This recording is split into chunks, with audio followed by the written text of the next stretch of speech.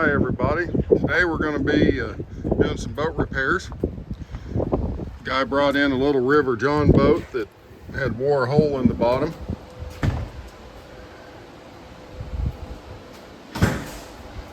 And I don't want to lay on the ground anymore if I don't have to make these repairs on my back. But there's the repair, or there's the hole where that roller back there wore through it. So I've made up a patch panel and gonna finish blocking this thing up, and gonna be using the prime weld 225 to be making these repairs. Okay, I made up a little jig in my press last night, and this is going to be the repair part that goes on. Going to be doubling it up there, and still got a little bit of forming to do to make everything just quite right, but we can get there. Okay, everything's cleaned and prepped. I'm going to be using 3/32 4043 filler wire. Going to get it tacked up into place and get rid of this block, get it out of my way, and get to fixing.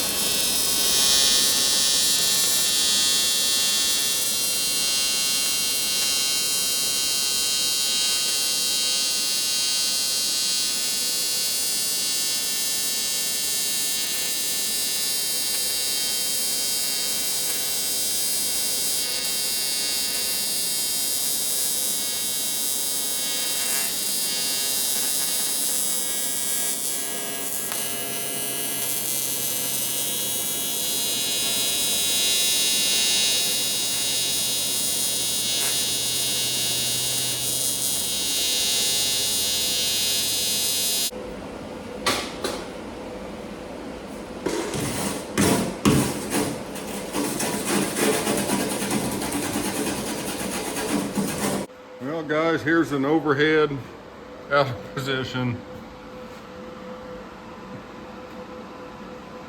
10 gauge patch onto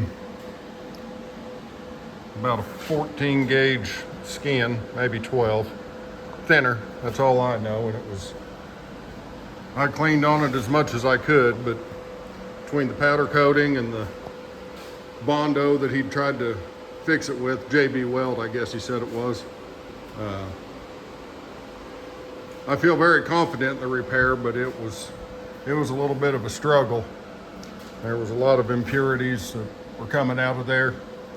And boy, if anybody's on the fence about one of these little prime weld inverter machines, I've always been a blue guy. I've got three other Miller welders, and I needed an inverter welder for a job, and didn't really want to pay up for getting into the Millers. Didn't know if the work was going to last after it was done. I have been very, very pleased with these prime welds. I've had this one for maybe 2 or 3 years now, and it never misses a beat.